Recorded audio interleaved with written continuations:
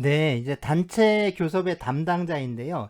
이 단체 교섭의 담당자가 누구냐 하면 이 노사 간의 단체 교섭을 직접적으로 담당하는 사람을 말합니다.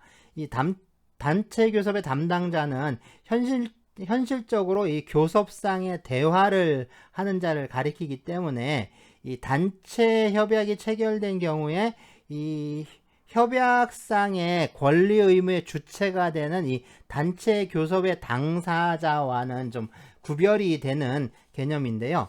이 단체 교섭의 담당자는 교섭의 상대방과 구체적인 단체 협약을 체결할 수 있는 그러한 어떤 대리권까지 보유할 필요는 없습니다.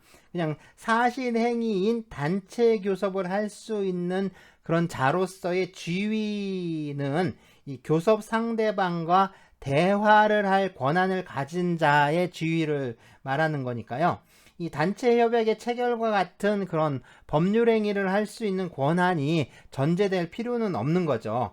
뭐 실제에 있어서는 이 노동조합의 대표자와 회사의 대표이사가 뭐 이제 각각 그 단체의 기관으로서 활동하는 게 보통이기 때문에 그러한 기관이 곧 단체 교섭의 담당자가 되기는 하지만 이 단체 교섭에 위임이 행해지는 경우가 있으니까 그런 것들을 좀 감안을 할 때 이 교섭 담당자의 개념은 좀 명확하게 당사자로부터 좀 구별을 해야 할 필요가 있습니다. 그래서 이 단체 교섭의 당사자와 단체 교섭의 담당자는 이게 좀 개념적으로 구분이 되는 그런 거죠. 네, 그래서 먼저 노동조합 측의 담당자를 보면요. 먼저 단위 노동조합의 대표자는 당연히 이제 담당자가 될 수 있고요. 그 다음에 노동조합으로부터 위임을 받은 자 역시 교섭을 할 수 있는 권한이 있으니까 단체 교섭의 담당자가 될 수 있습니다. 그리고 이 노동조합이 복수로 있는 경우, 그러니까 복수노조인 경우에는 이 노동조합법에 의해서 결정된 이 교섭대표 노동조합의 대표자 역시 그 교섭을 요구한 모든 노동조합 또는 조합원을 위해서 사용자와 교섭을 할 수 있기 때문에 역시 단체 교섭의 담당자가 될 수가 있습니다. 네, 먼저 기업별 노동조합의 대표자의 경우에 또는 사업이나 사업장별로 행해지는 단체 교섭에 있어서 뭐 당연히 교섭 담당자가 됩니다.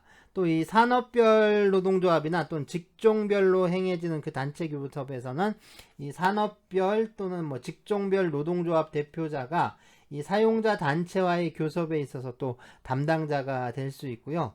여기서 노동조합의 대표자는 이게 그 총회에서 노동조합 총회에서 그 조합 규약에 의해서 선출된 대표 임원을 말하는 건데요. 이 노동조합의 위원장 뭐 또는 부위원장이 여기에 해당합니다.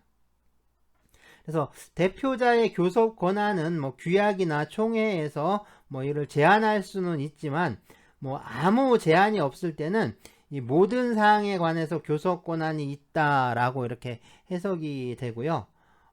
왜냐하면 이게 노동조합의 대표자는 그 단체의 기관으로서 당연히 뭐 그와 같은 권한을 가지고 있다, 뭐 또는 가져야 한다라고 이렇게 해석이 되기 때문입니다. 네, 다음으로는 이 노동조합으로부터 위임을 받은 자인데요. 이 위임을 받은 자라고 하면 이 사실행위인 단체 교섭을 행할 수 있는 그 위임을 받은 자를 말하겠죠. 네, 그래서 이 조합의 위임을 받을 수 있는 자의 범위에 관해서는 뭐 이제 노동조합 및 그 노동관계 조정법이 뭐 특별히 정하고 있지는 않아요. 그래서 이 사람이 뭐 이제 노동조합 내부의 사람이건 또는 외부 사람이건 뭐 외부 사람 같은 경우는 아무나 하는 건 아니죠. 그래서 보통 이제 변호사라든가 아니면 노무사 아니면 상급단체의 임원들 뭐 이렇게 보통 그 위임을 받게 되는데 어쨌든 뭐 이게 내부 사람이든 외부 사람이든 상관없습니다. 그래서 묻지 않는데요. 그리고 이제 이 위임의 방식에 대해서도 이 노동조합법에서 아무런 규정을 두고 있지 않은데요. 어쨌든 그 위임을 하는 이 노동조합은 이 교섭사항과 또 권한 범위를 정해서 위임을 해야 하니까 이 위임을 받는 쪽 있죠. 위임을 받는 쪽은 그 위임받은 범위 안에서만 그 권한을 행사할 수가 있습니다. 그리고 이 교섭의 담당자는요, 이 사용자와의 교섭에 있어서 조합에 위임이 있었다라는 그 사실을 증명하면 됩니다. 이러한 어떤 그 위임이 있었다. 그래서 위임받은 사실이 있다라는 그걸 증명하지 못하면 사용자가 이 단체 교섭을 거부를 하더라도 이런 경우에는 부당 노동 행위가 되지를 않아요. 노동조합으로부터 위임을 받은 사람은 그 위임의 내용에 따라서 뭐 교섭 권한뿐만 아니라 이 협약 체결 권한까지 이렇게 갖게 되는데요. 가질 수 있는데, 특별히 협약 체결 권한에 관한 어떤 위임이 그 위임을 명시하지 않는 경우 있어요. 그러니까 그렇게 이제 협약 체결권에 관한 내용이 그 위임 사항에 이렇게 명시되지 않은 경우에는, 이런 경우에는 그냥 단체 교섭에 관한 교섭 권한만 그 위임받은 것으로 이렇게 해석이 됩니다. 네, 그래서 이 단체 교섭 권한을 위임하는 경우에 그 수임자의 단체 교섭 권한과 함께 또 위임자인 노동조합의 이 단체 교섭 권한 있죠. 이것은 좀 중복돼서 경합된다라고 보는 게 좀 판례의 태도인데요. 네, 그래서 이제 어떤 그 단위 노동조합이 상부단체인 연합단체의 교섭을 위임한 경우에 그러한 이 단체 교섭 권한은 둘 다 둘 다 갖고 있다라고 이렇게 보고 있는 게 판례의 태도입니다. 예, 어쨌든 이 노동조합으로부터 위임을 받은 사람의 그 교섭 권한의 범위는요, 이 노동조합의 대표자와 달리 어떤 특정한 위임 사항에 한정이 됩니다. 그러니까 이제 규정에 의해서 그 교섭 권한이나 협약 체결 권한을 위임한 사람은 이제 노동조합법 시행령 규정에 이제 나와 있는데, 그래서 위임을 한 사실, 그 위임 사실을 상대방에게 좀 통보를 해야 하고요.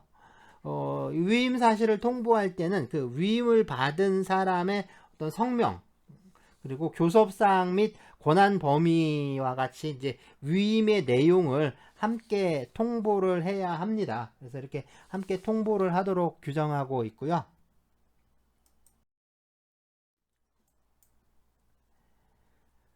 네, 단체 협약에 뭐냐면 노동조합이 조합원 이외의 제3자에게 단체 교섭을 위임하지 않겠다. 뭐 그런 내용의 그 조항을 그 단체 협약에 이렇게 넣어서 그 협정하는 경우가 있는데, 자, 이런 것들을 그 제3자 위임 금지 조항이라고 합니다. 그래서 사용자 측이 이제 조합원 이외의 제3자가 단체 교섭의 담당자로 나오는 걸 좀 상당히 꺼려해서 이런 협정을 좀 하게 되는데요.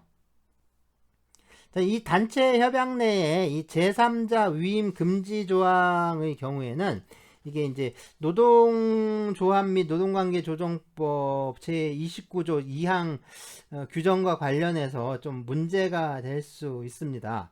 이게 뭐 예를 들자면 이제 기업별 단위 노동조합 있죠. 이 기업별 단위 노동조합이 그 제3자 위임 금지 조항을 체결한 상태에서 어떤 단체 교섭상 특수한 사정이 발생해서 연합단체인 노동조합의 교섭을 위임한 경우에 이 사용자는 이 제3자 위임 금지 조항의 체결을 이유로 이 연합단체인 노동조합과의 교섭을 좀 거부할 수 있는가, 이게 좀 적법하게 거부할 수 있는가. 그러니까 사용자의 단체 교섭 거부는 이 부당 노동 행위를 구성하지 않는 거냐, 그러니까 이게 부당 노동 행위에 해당하지 않는 거냐, 뭐 이런 문제가 있는 거죠. 자, 이러한 문제에 대해서요. 이런 문제에 대해서 일단 제3자 위임 금지 조항의 성질과 이 노동조합 및 노동관계조정법 제29조 제2항의 이 교섭 위임의 성질을 좀 어떻게 파악할 것이냐, 뭐 이러한 측면에서 좀 견해가 갈라지고 있습니다. 그래서 이 조항에, 그러니까 제3자 위임 금지 조항의 유효를 인정하는 견해가 있는데요. 그래서 이 견해에 의하면 이 사용자의 단체 교섭 거부는 부당 노동 행위에 해당하지 않는다. 그래서 이 조항의 체결 자체를 이 단체 교섭의 기능에 대한 어떤 부당한 제약으로 또 이해하는 견해가 있는데, 이 견해에 의하면 당연히 이런 단체 교섭을 거부하는 것은 부당 노동 행위가 된다라고 이렇게 판단을 하는 거죠. 자, 이 문제를 좀 어떻게 그럼 판단을 해야 되느냐라는 문제인데요. 그러니까 이 제3자 위임 금지 조항이라는 것도 사실은 이 노동조합과 사용자가 서로 교섭 담당자를 좀 서로 자주적으로 제한하는 거니까, 이거 좀 서로 이제 자율적으로 또 제한을 하는 거니까 이 자체를 또 무효라고 볼 수는 없습니다. 무효라고 볼 수는 없는데, 다만 이제 그게 뭐냐면 이 노동조합법의 이 위임에 관해서 정한 이 제29조 제2항에 의해서 교섭 권한을 수임한 연합단체인 노동조합은 이 단위 노동조합과의 관계에서 보면 상급단체에 해당을 하게 되고요. 그렇기 때문에 이 노동조합을, 그러니까 상급단체인 이 노동조합을 제3자라고 할 수는 없다라는 거죠. 그래서 오히려 이 연합단체와 단위 노동조합 사이의 내부 관계에 있어서는 어떤 조직상의 일체성을 지니고 있다라는 겁니다. 그러니까 조직적 일체성을 이루고 있기 때문에, 그러니까 제3자 위임 금지 조항에 의해서 이 연합단체인 노동조합의 이 단체 교섭을 위임하는 것을 좀 배제할 수는 없는 거고, 그리고 이 연합단체의 교섭권 위임을 금지하는 조항을 두게 되면 이건 노동조합의 자율성을 부인하는 거니까 이런 거는 좀 무효라고 이제 판단을 할 수밖에 없는 거죠.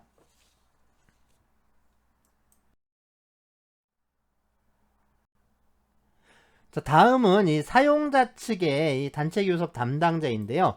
먼저 이 사용자나 뭐 이제 사용자 단체의 대표자들이죠. 이 사람들은 당연히 단체 교섭의 담당자가 됩니다. 그래서 이 개인 기업에 있어서는 사용자 개인이 단체 교섭의 당사자이니까 그 사람이 이제 직접 노동조합과 교섭을 할 때, 뭐 이때 뭐 별 문제가 되지 않는 거죠.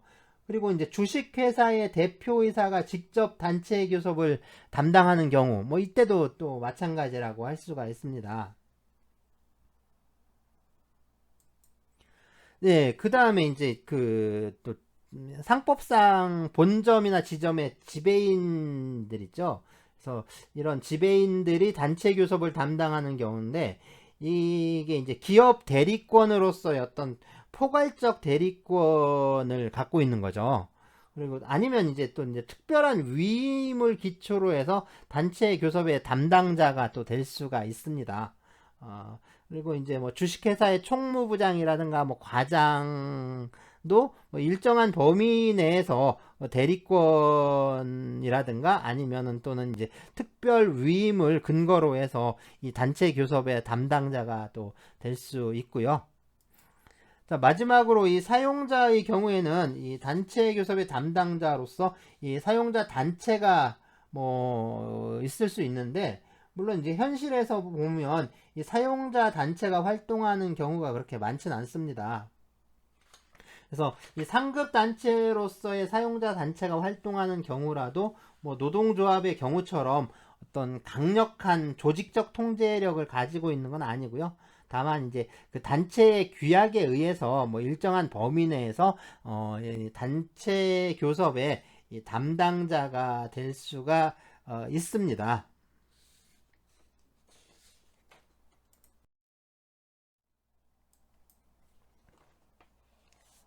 예, 단체 교섭의 대상인데요. 이 단체 교섭의 대상은 이 노동조합과 사용자가 교섭의 대상으로 삼을 수 있는 그런 사항들을 말해요. 예, 일단 어떤 것들이 좀 문제가 되는지 법률 규정들을 보면요.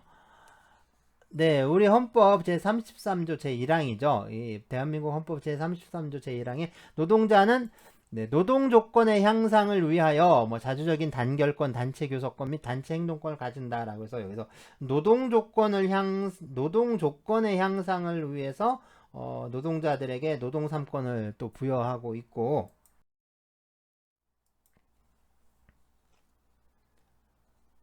네, 또 노동조합법 제1조에 의하면 이 법은 헌법에 의한 노동자의 단결권, 단체 교섭권 및 단체 행동권을 보장하여 노동 조건의 유지 개선과 노동자의 경제적, 사회적 지위의 향상을 도모하고 노동관계를 공정하게 조정하여 노동쟁의를 예방 해결함으로써 산업평화의 유지와 국민경제의 발전에 이바지함을 목적으로 한다라고 해서 노동조건의 유지 개선과 노동자의 경제적, 사회적 지위의 향상이라고 규정하고 있고요.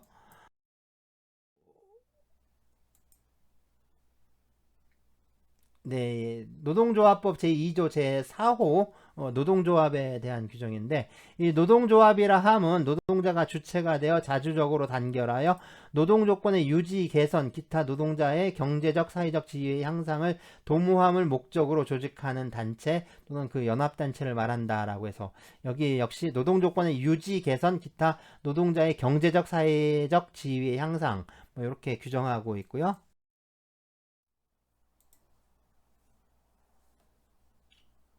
예, 같은 조 제2조 제5호의 제1문인데요.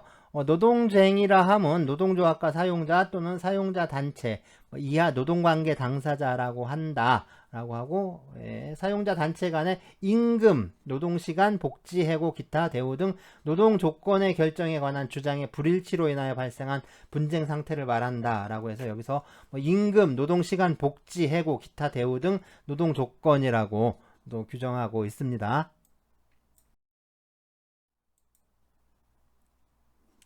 네, 노동조합법 제33조 제1항인데요. 단체 협약에 정한 노동조건 기타 노동자의 대우에 관한 기준에 위반하는 취업규칙 또는 노동계약의 부분은 무효로 한다라고 해서 노동조건 기타 노동자의 대우라고 이렇게 하고 있습니다. 그래서 이런 것들이 결국에 이 단체 교섭의 대상으로 또 전제가 되고 있는데요.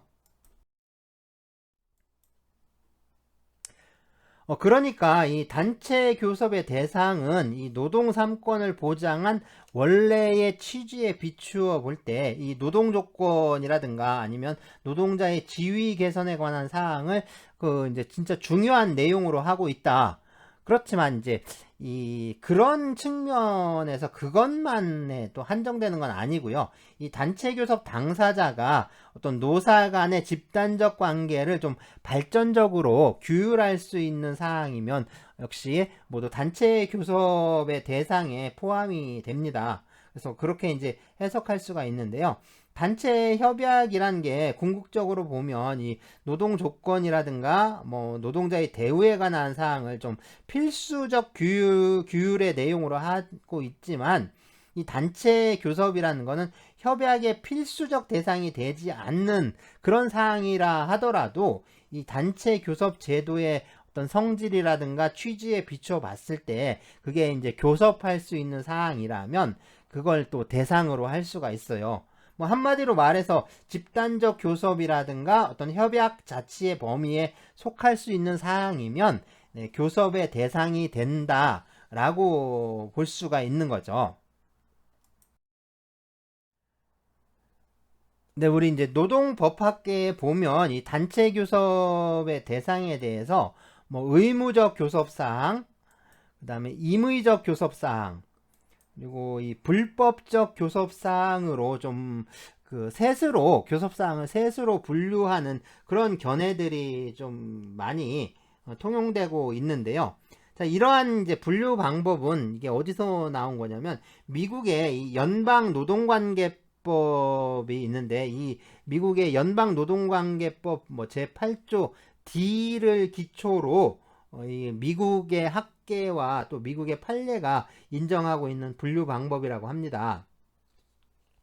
그래서 이 규정은요, 이 연방 그 노동관계법 규정은 이 단체 교섭 당사자로 하여금 뭐 임금이라든가 아니면 노동시간 뭐 그 밖에 이제 노동 조건에 관해서 교섭 의무를 부과하고 있는데, 그렇기 때문에 이 교섭 당사자들은 이러한 사항에 관해서 좀 성실하게 교섭을 해야 합니다. 근데 여기서 말하는 이 성실한 교섭이라고 하는 거는 교섭 상대방에게 좀 필요한 정보를 제공해야 하지만 좀 무리한 어떤 일방적인 요구와 변화를 강요해서는 안 된다라는 것을 또 말하는데요. 하지만 이 교섭 당사자들은 뭐 자신들의 주장을 관철하기 위한 경제적인 압력 같은 거 있죠. 그러니까 파업이라든가 뭐 직장 폐쇄 이런 것들을 행사할 수 있고요. 이 단체 협약의 체결에 의해서 뭐 주장의 대립을 또 해결할 수가 있습니다. 자, 이것과 달리 그 연방 노동관계법에서 정하고 있는 이 교섭 사항은 아니지만 이 교섭 요구 자체가 또 이 불법적이라고 볼 수 없는 그런 교섭의 대상 사항을 그 임의적 교섭 사항이라고 한다고 해요. 그래서 이 교섭 당사자들은 이 사항에 대해서는 교섭 의무가 없고요. 또 쟁의 행위를 할 수도 없습니다. 그런데 이제 양 당사자는 임의로 이걸 협약으로 체결하는 건 허용이 되는 거죠.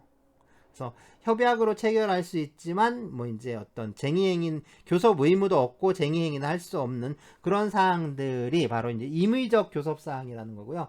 마지막으로 이 불법적 그 사항이 뭐냐면 교섭 당사자들에게 어떤 교섭의 의무가 존재하지도 않고 쟁의행위도 허용되지 않고 또 협약 체결도 허용되지 않는 그런 것들이 바로 이제 불법적 교섭 사항이라고 해요.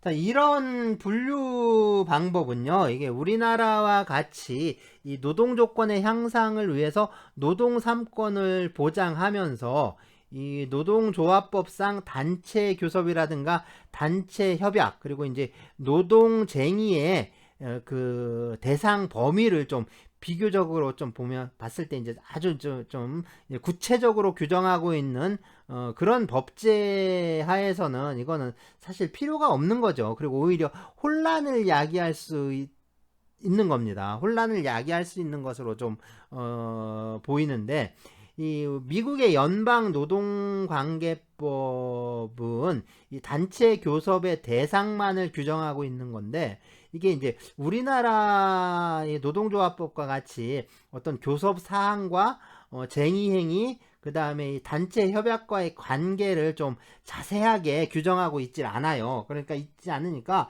이거를 이제 그 어떤 해석이라든가 판례를 통해서 그 한계를 구분할 필요가 있었던 거죠.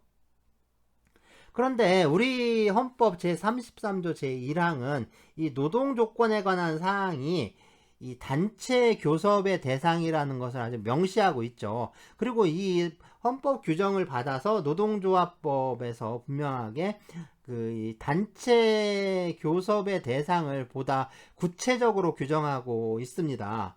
그러니까 이 단체 교섭의 대상 사항이 될 수 있느냐, 이거는 헌법과 노동조합법의 해석을 통해서 정해지게 되는 거죠. 그래서 이러한 이유에서 이 노동조합은 헌법과 노동조합법을 기초로 사용자에 대해서 이 단체 교섭을 요구할 수 있는 그런 권리를 보장받고 있는 것으로 이해가 돼야 합니다. 뭐 다시 말하자면 이 교섭사항은 노동조합의 단체 교섭권이라는 측면에서 이해가 되어야 하는 거지, 이게 노동조합과 사용자의 의무라는 관점에서 파악할 문제는 아니라는 거죠. 그래서 우리 노동법에서 이 단체 교섭이라는 용어는 이 노동조합이 주체가 돼서 쟁의행위라는 투쟁을 통해서 이 교섭사항을 관철할 수 있는 경우에 그런 경우에 사용되는 법률 개념이라는 겁니다. 그러니까 헌법 제33조 1항과 이 노동조합법 제2조 그 5호 있죠. 쟁의행위 규정. 이런 규정들을 기초로 하지 않고 뭐 이제 노사가 단순히 그냥 자유로운 합의를 근거로 해서 뭐 이제 하는 그런 임의적 교섭사항이라는 거는 이게 이제 노동법에서 보장하고 있는 단체 교섭사항, 즉 이제 노동조합이 단체 교섭권을 기초로 교섭을 요구할 수 있는 그런 사항과는 좀 구별이 되는 거죠. 그래서 임의적 교섭사항은 노동 3권에 의해서 보장되는 단체 교섭의 교섭 대상이 아니라고 이렇게 볼 수밖에 없습니다. 뭐 예를 들자면 사용자가 이 단체 교섭의 대상이 되지 않는 뭐 경영에 관한 사항에 관해서 노조와 협의할 것을 합의를 하는 경우에 그 협상 대상은 그러니까 당사자 간의 어떤 합의, 그러니까 계약을 기초로 한 교섭 대상에 지나지 않는 거죠. 그래서 헌법이 단체 교섭권을 기초로 이 노동조합에 대해서 교섭권을 보장한 그런 교섭사항은 아니라는 겁니다. 그렇기 때문에 이 노동법상의 단체 교섭의 대상으로 이 의무적 교섭사항과 함께 임의적 교섭사항을 포함시켜서 이해하는 것은 좀 정당하지 않다라는 겁니다. 그래서 이제 미국의 경우에도 이제 미국에서도 이 의무적 사항과 불법적 사항을 구별하는 게 이 판례법상 좀 비교적 뭐 이제 용이한 것으로 판단되고 있지만 이게 과연 뭐 임의적 사항의 그런 어떤 범주라든가 그 한계를 어떻게 규명해야 할 것이냐 뭐 그거에 대해서는 뭐 아직까지 명확한 기준이 뭐 존재하고 있는 것 같지는 않아요. 존재하고 있지는 않은 것 같은데 그래서 사용자와 노동자들 사이의 관계를 규율하는 사항을 좀 의무적 사항으로 이해하고 있다. 뭐 이게 좀 일반적인 견해인 것 같습니다. 그래서 이제 사용자의 지배 영역에 속하는 사항이면서 사용자와 노동자들 사이의 관계에도 관련되어 있는 사항을 이런 것들을 좀 어떤 범주로 분류를 해야 할 것이냐 뭐 이런 것들이 좀 여전히 문제라고 할 수가 있는 거죠. 뭐 예를 들자면 이런 게 있어요. 뭐 사용자에 의한 산업촉진기금의 설치 뭐 이런 거는 그 기업의 노동자들의 어떤 취업 보장을 증진시키는데 좀 이바지하지만 이런 건 그 사용자의 자발적 발의로 이루어지게 되는데요. 뭐 이런 것처럼 이제 봤을 때 미국에서 이렇게 하고 있는 이 교섭상을 그러니까 셋으로 딱 쪼개는 거, 그러니까 그죠? 뭐 의무적 교섭상, 그 임의적 교섭상, 그 다음에 뭐 이제 불법적 교섭상, 뭐 이렇게 좀 나누고 있는 게 이게 오히려 객관적으로 좀 확정되어 있는 그런 교섭사항의 범주를 명확하게 구분하고 있지를 못하는 거죠. 그래서 이게 오히려 그 뭐냐면 이 의무적 교섭사항이 아닌 사항이 어떻게 보면 이게 집단적인 어떤 노사 분쟁에 그러니까 노동쟁의의 대상이 되는 것을 좀 막기 위한 이론이 아니냐 뭐 이렇게 이해할 수가 있는 겁니다. 그러니까 의무적 교섭사항 이외의 사항에 대해서는 좀 뭐랄까 이제 배제하기 위한 그런 것으로 이해가 되지 않느냐라고 이제 할 수가 있는 거죠. 그래서 우리의 노동조합법에 있어서도 뭐 임금이라든가 뭐 노동시간 뭐 기타 이제 대우에 관한 사항은 노동자의 대우에 관한 사항은 단체 교섭의 대상이 됩니다. 그러니까 뭐 이거에 대해서 뭐 쟁의행위와 단체협약의 체결은 당연히 허용이 되는 거죠. 그래서 기타의 사항이 뭐냐? 기타의 사항에 관해서 이제 원칙적으로 사용자에게 뭐 이제 교섭 의무가 없다라고 보아야 하는데 뭐 그러니까 이제 이것에 대한 그 교섭 거부는 그 부당 노동행위에 해당하지 않는다라고 할 수가 있는 거예요. 그러니까 그 그런데 이제 뭐냐면 이제 노동 조건과 관련된 그 인사 경영에 관한 사항에 대해서 이런 문제에 대해서는 학설과 판례가 좀 여러 가지 견해를 취하고 있습니다. 자, 이거를 이제 교섭 사항이라고 하게 된다면 쟁의행위가 허용이 돼야 하고 또 단체 협약의 규율 대상이 되어야 하는 거죠. 근데 이제 교섭사항이 아니라고 하면 사용자는 뭐 여기에 대해서 교섭 의무를 부담하지 않게 되는 겁니다. 하지만 이 사용자와 노동조합이 그 계약 자유의 원리에 의해서 뭐 이들 사항을 교섭의 대상으로 삼을 수도 있고 뭐 여기에 대해서 합의라든가 약정을 또 할 수가 있고요. 그러한 약정의 효력에 대해서도 교섭 당사자가 임의로 정할 수가 있는 거죠. 그래서 이러한 어떤 교섭과 약정은 그 당사자들의 어떤 자유 의사에 따라 이루어지는 거기 때문에 이 양 당사자는 자기들의 어떤 자신들의 주장을 관철하기 위해서 뭐 쟁의 행위라든가 이런 집단적 투쟁을 행사할 수는 이런 경우에는 없는 거죠.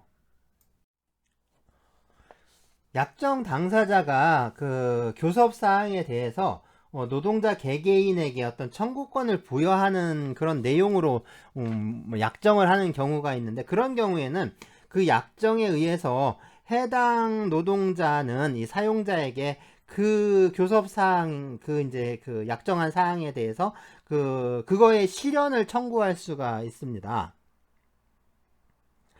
뭐 이때는 이 노동조합법 제33조 있죠. 그 규정은 이제 적용되지 않는다라고 이제 해석을 할 수가 있는 거죠. 이 약정의 내용이 만일 이 약정의 내용이 개별 노동자에게 청구권을 부여하는 것으로 해석되지 않을 때 그럴 때에는 이 약정에 의한 사항은 단지 이제 채권적 효력을 가질 뿐이라고 이렇게 해석이 되는데요. 채권적 효력만 있다라고 이렇게 해석이 됩니다. 그런데 우리나라에 이제 그 하급심 판결이 있었는데 옛날에 좀 오래된 판결인데 서울지방법원에 있었던 하급심 판결에 의하면 이 인사 경영에 관한 사항이더라도 단체 협약에 의하여 관례적으로 좀 규율되어 왔던 경우에는 단체 협약의 갱신 시에 그 사항을 좀 제거하는 거 있죠. 그러니까 그걸 빼는 거는 노동자들의 협약상의 기득권을 제한하고 또 배제하는 것이기 때문에 허용될 수 없다. 뭐 그런 태도를 취하고 있습니다. 그래서 이제 이 판례들에 대해서 좀 많이 비판적인 견해들이 제기가 되고 있죠. 그래서 이거는 사업주의 고유한 어떤 그런 권한에 속하는 건데, 그러니까 인사 경영은 사업주의 고유권인데 그런 사항에 대한 어떤 약정을 했고 그 약정 기간이 만료한 후에 사용자가 그 약정 내용을 변경하거나 또는 거부하는 거 그런 거는 좀 부당 노동행위라고 보긴 어렵지 않느냐 뭐 이런 견해라고 할 수가 있습니다. 어쨌든 뭐 이런 식으로 봤을 때 이 교섭 사항에 관해서 그 미국 노동법상의 어떤 그 세 가지 분류 방법을 우리 노동법제 아니면 우리 노동 현실에 그대로 적용하는 건 좀 타당하지는 않다라고 이제 생각이 되고 또 상당한 어떤 혼란을 가져올 수도 있는 문제라고 이렇게 판단이 되는 거죠. 그냥 다만 미국 법원의 판례가 특히 이제 임의적 교섭사항이라고 판단한 어떤 구체적 사건들 있죠. 이런 것들은 그러니까 우리가 이제 우리 노동법의 내용을 좀 풍부하게 하고 우리 노동법을 해석하는데 상당히 어떤 참고가 될 수 있는 그런 내용은 될 수 있다라는 거죠.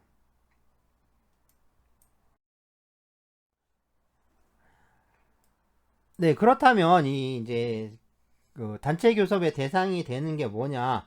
이 노동조합법에는 구체적인 규정을 두고 있지는 않아요. 두고 있지는 않지만 이 노동자들의 노동 조건의 결정에 관한 사항하고 이 단체 협약의 체결이라든가 기타 이것과 관련된 사항은 이게 이제 본래적인 교섭 대상이 된다라는 점에 대해서는 아무도 뭐 이제 이론이 없습니다. 그러니까 다른 견해가 전혀 없어요.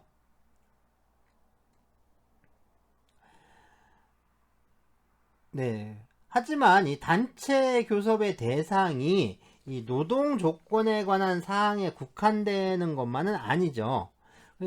왜냐하면 이 단체 교섭권이 이 노동 기본권의 하나로 보장되어 있는 한 그 대상은 노동조합 및 그 노동관계 조정법의 목적과 관련된 관련된 측면에서 그러니까 그러한 관련 속에서 아주 좀 넓게 그리고 유기적으로 좀 해석되어야 할 필요가 있습니다.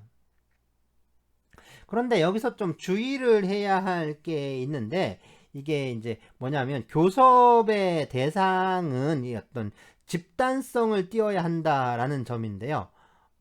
이게 이제 그 단체 협약 제도의 어떤 집단적 성질에 비춰 봤을 때 이 교섭의 대상이 될 수 있는 사항은 모든 조합원에게 적용될 수 있는 그런 공통적인 그런 노동 조건이거나 또는 집단적 이익에 관한 것이어야 합니다. 다만 뭐 집단성이라고 하는 거 있죠. 이 집단성이라고 하는 거는 그 교섭상이 미치는 그런 어떤 영향 범위를 말하는 것이기 때문에 네, 어떤 그 특정인의 문제라든가 뭐 이런 경우 있죠. 특정인의 문제라고 좀 하더라도 그게 이 조합원들의 이해와 관련된 사항인 때 그때는 이게 그런 경우에는 이 교섭 사항이 될 수 있다라고 좀 해석을 해야 하고요. 집단성을 좀 그러니까 단수 노동자가 아닌 어떤 뭐 복수 노동자라는 그런 산술적인 단순한 그 어떤 숫자의 문제로 해석할 수 있는 건 아닙니다. 네, 하지만 이 개인의 권리 분쟁 사항 있죠. 그런 거는 이 단체 교섭 대상이 될 수 없다라는 건 좀 당연한 일이죠. 그래서 어떤 특정 개인 노동자에게만 국한되는 사항은 이게 민사 소송이라든가 뭐 이제 또는 고충 처리라든가 뭐 노사 협의의 어떤 대상은 될 수 있는데 네, 여기서 말하는 노사 협의는 뭐 이제 좀 협력적 노사관계에 관한 법률들이 있는데요. 거기에 기초하는 겁니다. 그래서 그런 경우에 뭐 대상이 될 수는 있는데 이 단체 교섭의 대상은 될 수 없다라고 이해가 돼요. 네, 그래서 이 조합원 전체에 관한 뭐 임금이라든가 뭐 노동시간 뭐 그 밖에 어떤 노동 조건 있죠. 그런 것뿐만 아니라 뭐 작업 시설 노동 환경이라든가 복리 후생 시설에 관한 거, 뭐 조합 활동이라든가 뭐 이제 그 유니온 샵이나 하는 샵 제도 이런 것들은 당연히 단체 교섭의 대상이 됩니다. 자, 여기서 이 단체 교섭의 대상이 되는지, 이 단체 교섭의 대상이 되는지, 그래서 이제 그 단체 교섭 사항에 해당하는지 이거는 헌법 제33조 제1항에서 정한 것과 이 노동조합 및 노동관계조정법 제29조에서 이 노동자에게 단체 교섭권을 보장한 취지에 비추어서 좀 판단을 해야 하는데 뭐 일반적으로 이 구성원인 노동자의 노동 조건, 뭐 기타 노동자의 대우라든가 아니면 뭐 단체적 노사관계 운영에 관한 사항 이런 경우 뭐 이거에 대해서 뭐 그의 이제 그 어떤 그 사용자나 노동조합 측에서 그 권한 하에서 처분하거나 또는 약속할 수 있는 그런 사항들 있죠. 그런 사항들은 단체 교섭의 대상이 될 수가 있습니다. 이건 단체 교섭의 대상이라고 할 수 있는데 하지만 뭐 이제 어떤 특정한 그 개인의 그러니까 일반 노동자의 뭐 채용이라든가 이동, 징계 또는 해고에 관한 사항은 그것이 그게 이제 집단적 성격을 가지지 않는 이상, 다시 말해서 조합원 전체의 인사에 관한 뭐 기준이나 절차에 관한 사항이 아닌 이상 원칙적으로 단체 교섭의 대상이 되지 않는다라고 해야 하는 거죠. 뭐 구체적으로 이 단체 교섭의 범위에 관해서는 단체 협약으로 이를 정할 수 있게 되는데요. 이 단체 교섭의 대상이 집단성을 가져야 한다라고 해서 꼭 이 교섭의 대상들이 반드시 단체 협약을 체결한다. 그러니까 단체 협약 체결의 전제가 되어야 한다라는 것은 아닙니다. 그래서 이 단체 협약 체결의 전제가 되는 것은 아니고요. 네, 그렇다면 이 사용자의 뭐 경영 인사에 관한 어떤 권한 이런 것들은 어떻게 봐야 할지 그게 이제 또 문제가 된다고 했었죠. 네, 이제 사용자의 뭐 경영이나 인사에 관한 권한 역시 헌법상 보호를 받고 있는데요. 그래서 헌법 제119조 1항에 뭐 대한민국의 경제 질서는 개인과 기업의 경제상의 자유와 창의를 존중함을 기본으로 한다라고 하고요. 이 제23조 제1항에 또 모든 국민의 재산권은 보장된다라고 하고 있고 제15조에 모든 국민은 직업 선택의 자유를 가진다라고 이렇게 하고 있습니다. 그러니까 사실상 이제 헌법상 그 실체적 권리로서 좀 보장을 받고 있는데요.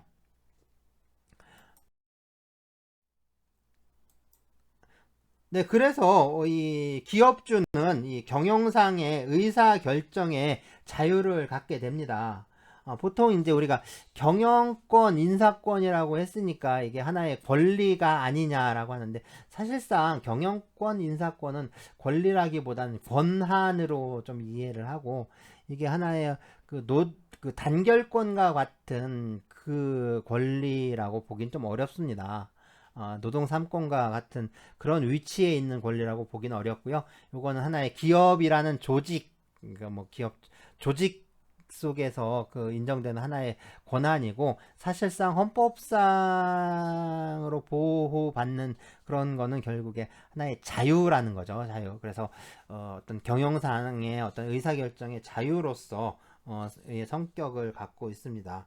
그러니까 이제 기업이 어떤 목적하는 그러니까 기업의 목적 활동 그러니까 영업 활동을 위해서 기업주는 당연히 어떤 이 경영상의 의사결정 권한을 갖고 있는 거죠. 그리고 이 구체적인 경영 조치를 취할 수가 있습니다. 그래서 뭐 인력 배치라든가 뭐 수주량을 조절하는 문제 또는 새로운 기계를 도입하는 거, 사업의 일부를 좀 늘린다거나 뭐 줄이는 거, 기업을 확장하는 거, 뭐 경영 정책을 변경하는 거, 구조 조정을 하는 문제, 뭐 작업 방법을 좀 변경하거나 개선하는 거, 기업 조직을 개편하는 거, 또 새로운 사업을 위한 투자를 한다거나 사업을 양도하거나 뭐 합병하고 분할하는 거, 뭐 이런 것들 있죠. 이런 것들에 대해서 의사 결정을 할 수가 있는 거죠.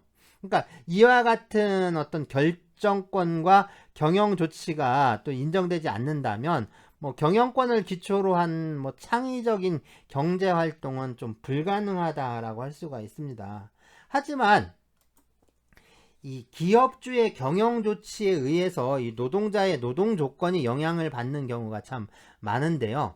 이런 경우에 이 노동 조건에 관계되거나 뭐 영향을 좀 준다라는 이유에서 이러한 경영 조치들이 모두 단체 교섭의 대상이 될 수는 없는 거겠죠.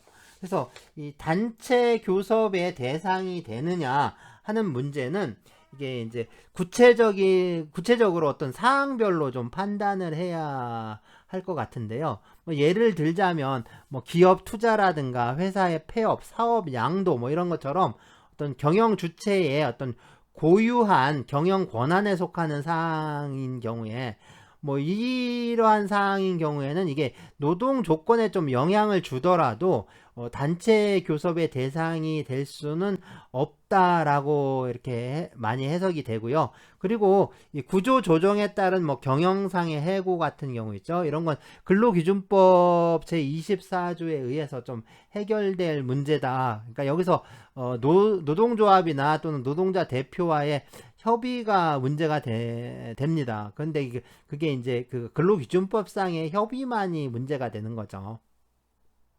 그래서 기본적으로 이 경영권의 본질적인 내용을 이루고 있는 사항은 이 단체 교섭의 대상이 될 수 없다라고 보통 해석하는 게 일반적인데요. 하지만 이 경영권의 행사와 이 노동 3권의 보장과의 관계에서 좀 뭐 비례성이라든가 형평성에 반하는 그런 경영 조치들은 이게 교섭 대상이 될 수 있다라고 이렇게 또 이해가 됩니다. 뭐 여기에 대해서 뭐 해당 조치가 내려지는 배경이라든가 뭐 이유, 또 필요성, 회사의 존립과의 관계, 또 노사 간의 이해관계 이런 것들을 좀 종합적으로 좀 구체적인 사안에 따라서 뭐 종합적으로 좀 판단을 해야 한다라는 거죠. 그래서 이제 이런 어떤 구체적이고 종합적인 판단에 따라서 이게 단체 교섭 사항이 되느냐라는 문제를 좀 이제 판단을 해야 한다라고 합니다.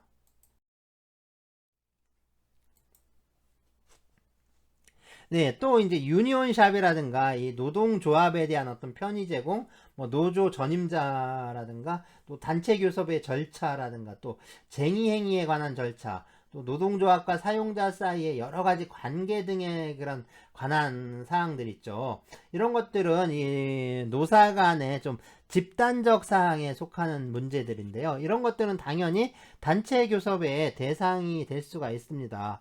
그리고 이러한 사항들을 또 이제 단체 협약에 규정하는 경우가 있는데요. 이런 내용들이 바로 이제 단체 협약의 채무적 부분에 해당합니다. 그래서 이건 단체 협약의 채무적 부분으로 분류를 해요. 그래서 이 단체 협약의 경우에 뭐 이제 노동 조건에 관해서 정하는 규범적 부분이 있고 뭐 유니온샵이라든가 이런 것 정하는 뭐 채무적 부분이 있고 뭐 이렇게 쭉 좀 단체 협약의 내용이 좀 분류가 되고 있습니다.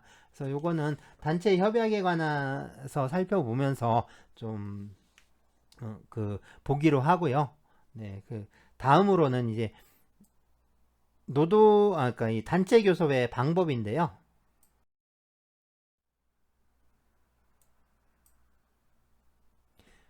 네, 단체 교섭의 방법인데 우리 노동조합법 제4조에 의하면 뭐 어떠한 경우에도 폭력이나 파괴 행위로서 이 단체 교섭을 할 수 없는다 이렇게 이제 규정하고 있고 또 반대로 이제 노동조합법 81조 3호에는 또 정당한 이유 없이 사용자가 단체 교섭을 거부하는 것을 또 이제 금지하고 있습니다. 네, 헌법이 단체 교섭 자체 행사를 보장하고 있기 때문에 당연히 평화적인 방법에 의한 단체 교섭은 형사상 면책이 되는 건 당연한 일인데요. 그러니까 뭐 어떤 폭력이라든가 파괴 행위를 수반하는 그런 단체 교섭은 용납되지가 않는 거죠. 그렇기 때문에 이 평화적인 단체 교섭에 대해서는 사용자가 성실하게 좀 이에 응해야 할 의무가 있는데 좀 폭력적인 태도로 노동조합이 이 단체 교섭에 임하려고 할 때는 사용자가 여기에 이제 불응을 하더라도 이거는 부당 노동 행위가 성립하지가 않는다. 뭐 이렇게 이제 해석이 됩니다.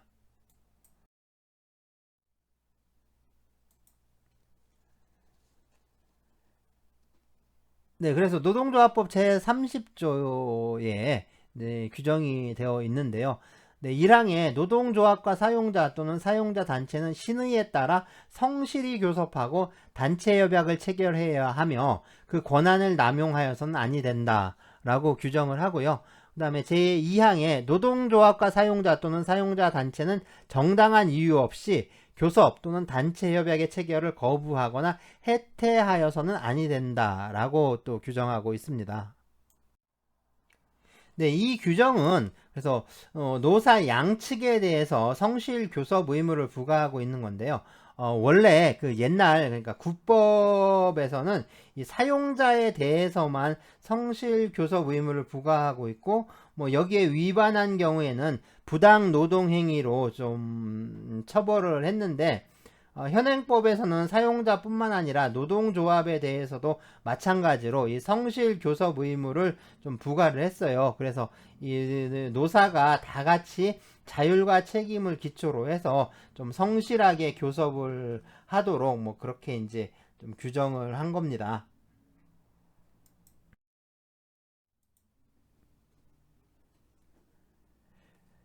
네, 그리고 이제 최근에 이제 개정된 노동조합법에 의하면 국가와 지방자치단체의 역할에 대해서 또 사망으로 추가 신설 규정을 두었는데요. 제3항 규정은 이게 이제 올해 1월 5일 날 신설된 규정이고 7월 6일부터 시행이 됩니다.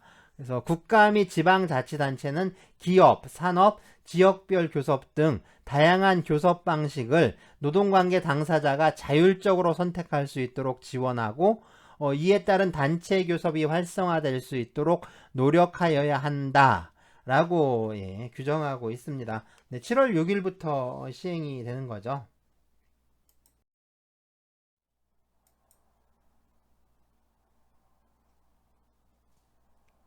네, 관련된 이 부당 노동 행위에 관한 규정인데요. 그래서 제81조 1항 3호에 규정하고 있죠. 사용자는 다음 각호의 어느 하나에 해당하는 행위, 이하 부당 노동 행위를 한다. 라고 하고요. 이거를 할 수 없다라고 이제 규정을 하고 이 중에 제3호에 노동조합의 대표자 또는 노동조합으로부터 위임을 받은 자와의 단체 협약 체결, 기타의 단체 교섭을 정당한 이유 없이 거부하거나 해태하는 행위라고 하고 있습니다. 네, 거부하거나 해태하는. 그래서 해태하는 거는 좀 게을리하는 거를 말한다라고 했었죠. 자, 이렇게 이제 사용자의 성실 교섭 의무 위반에 대해서 이렇게 부당 노동 행위로서 규제하고 있는데 이게 이제 노동조합의 성실 교섭 의무 위반에 대해서는 또 아무런 규제를 두고 있지 않다라는 겁니다.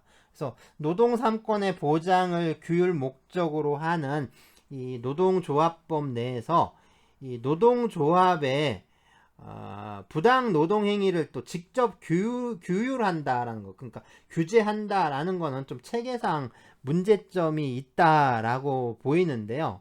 그래도 뭐 이제 노동조합의 또 불성실한 교섭 태도로 인해서 또 단체 교섭이 원만하게 진행될 가능성이 없는 경우에 그런 경우에 이 사용자가 단체 교섭을 정당하게 거부할 수 있지 않겠느냐 하는 겁니다. 그래서 이런 경우에는 사용자가 단체 교섭을 거부를 하더라도 부당 노동 행위가 성립되지 않는다. 이렇게 해석이 되고요. 그렇기 때문에 사용자의 단체 교섭 거부에 의한 어떤 부당 노동 행위의 성립 여부 역시 노동조합의 성실한 교섭 태도와의 상관적인 어떤 관련하에서, 그러니까 그런 상관관계 속에서 좀 상대적으로 판단해야 되지 않겠느냐, 뭐 이렇게 이제 해석을 하고 있습니다.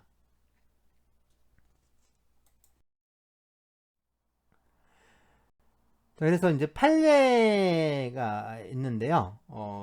이 판례에 의하면 단체 교섭에 대한 사용자의 거부나 해태에 또 정당한 이유가 있는지 그거에 대해서 좀 판단을 하고 있는 건데요. 보시면 그 노동조합 및 노동관계조정법 제81조 제3호는 좀 아까 봤던 그 부당 노동행위에 관한 규정이었죠. 사용자가 노동조합의 대표자 또는 노동조합으로부터 위임을 받은 자와의 단체협약 체결, 기타의 단체 교섭을 정당한 이유 없이 거부하거나 해태할 수 없다고 규정하고 있는 바, 단체 교섭에 대한 사용자의 거부나 해태에 정당한 이유가 있는지 여부는 노동조합 측의 교섭권자, 노동조합 측이 요구하는 교섭 시간, 교섭 장소 및 그의 교섭 태도 등을 종합하여 사회 통념상 사용자에게 단체 교섭 의무의 이행을 기대하는 것이 어렵다고 인정되는지 여부에 따라 판단하여야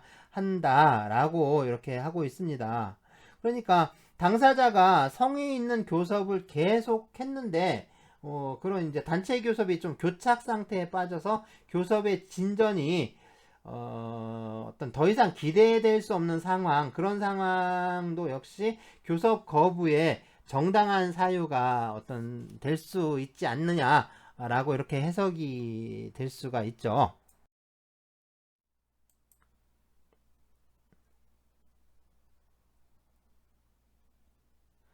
또 이제 쟁의행위 관련된 문제인데요.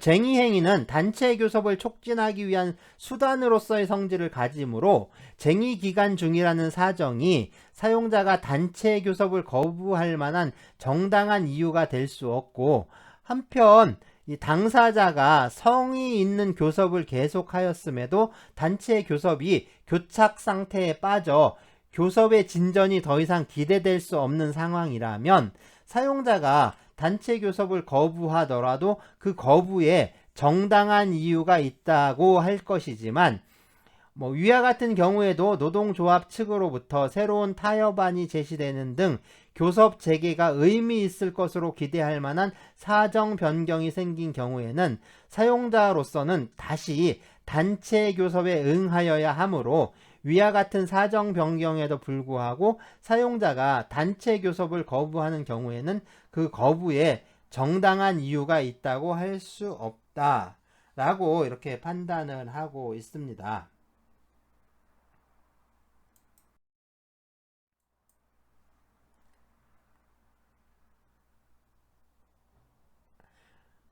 네, 또 하나 이제 또 다른 또 측면에서 봤을 때 어떤 그 구조조정과 관련된 어떤 경영 인사상의 문제에 대한 판례인데요.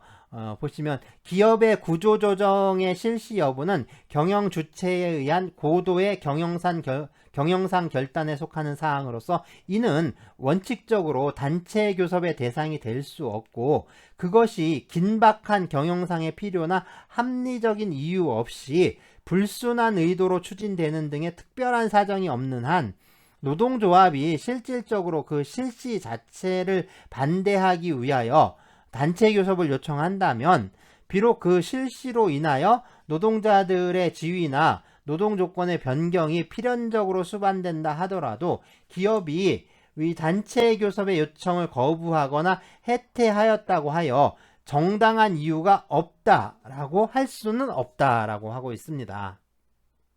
네, 이렇게 이제 그 정당성 문제에 대해서 판단하고요.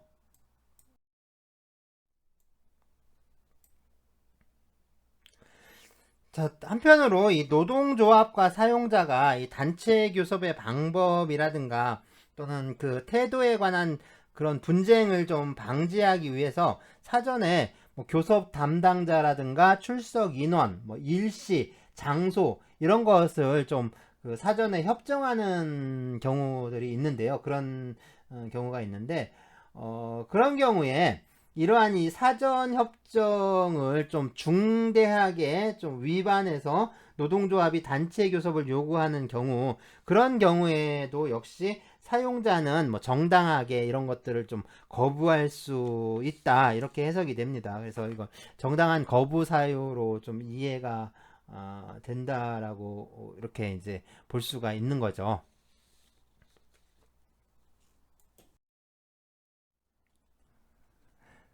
자, 이렇게 이제 단체 교섭의 개념이라든가 내용, 분류, 그다음에 현행 이제 복수 노동조합이 되면서 복수 노조 체제가 되면서 이 복수 노조 체제 하에서의 어떤 교섭 창구 단일화 절차에 관한 그 노동조합법의 규율 내용이라든가 그리고 또 이제 그 단체 교섭의 당사자와 담당자 문제, 그리고 단체 교섭의 대상과 방법까지 이렇게 쭉 살펴봤는데요. 예, 그래서 이제 단체 교섭에 대해서는 여기서 좀 종료를 해야 될 것 같고요. 사실 이제 그 노동 3권에 대한 문제, 그리고 우리가 특히 이제 그 집단적 노사 관계에서의 문제가 이 단체 협약이라든가 그 단체 행동, 그러니까 노동쟁의까지 좀 많이 남아 있는데요.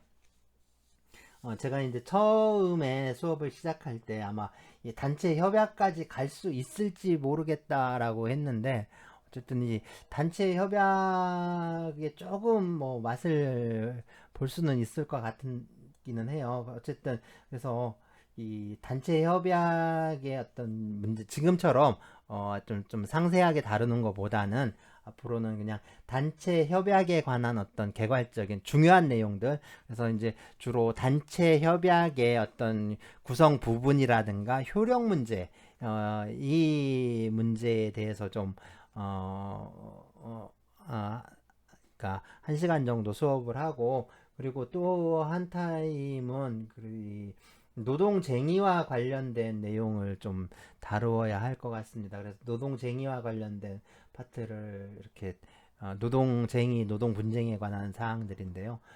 그 문제를 또 1시간을 다뤄야 할 것 같습니다.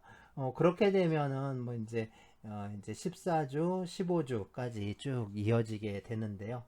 어쨌든 네, 그렇게 다르고, 뭐, 이제, 노동 분쟁의 해결 방법에 대해서는, 제가 이제 지난 학기에 그 글로벌 비교 노사관계 앞부분에서 이 노동위원회와 노동법원 제도에 대해서 좀 그 세계적인, 그래서 이제 그 프랑스와 독일, 그 영국의 노동법원 제도, 그리고 이제 미국과 일본의 어떤 노동위원회 제도, 그리고 우리나라에 있어서의 그 노동위원회와 그리고 이제 노동법원 도입 주장에 대한 어떤 그 내용으로 좀 수업을 진행을 한 그 파일들이 좀 있습니다. 그러니까 그 문제는 그 부분에 대해서 좀 궁금하신 사항이 있으면 그래서 그 내용들을 그 파일 내용들을 좀 참조를 하시면 될 것 같고요.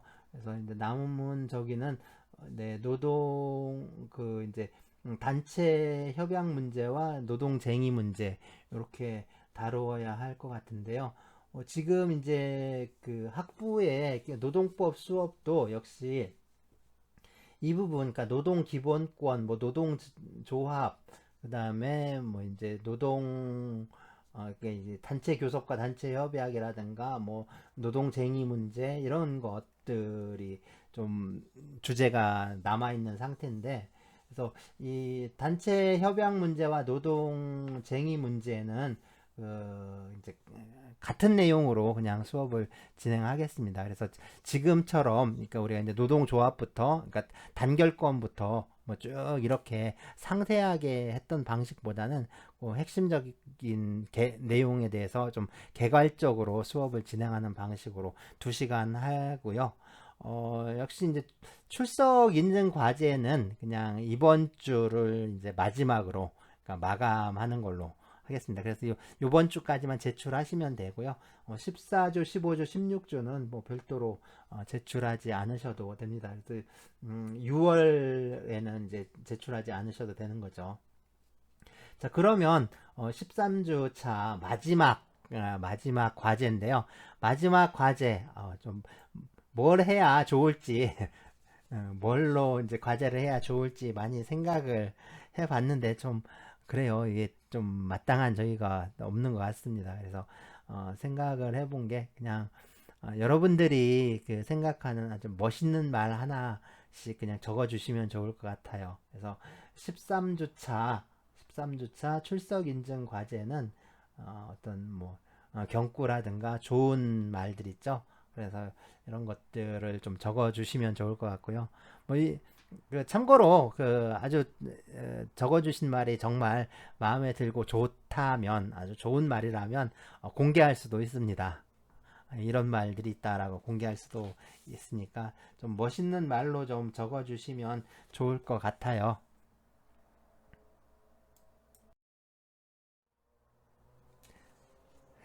네, 다음 수업은 네, 단체 협약입니다.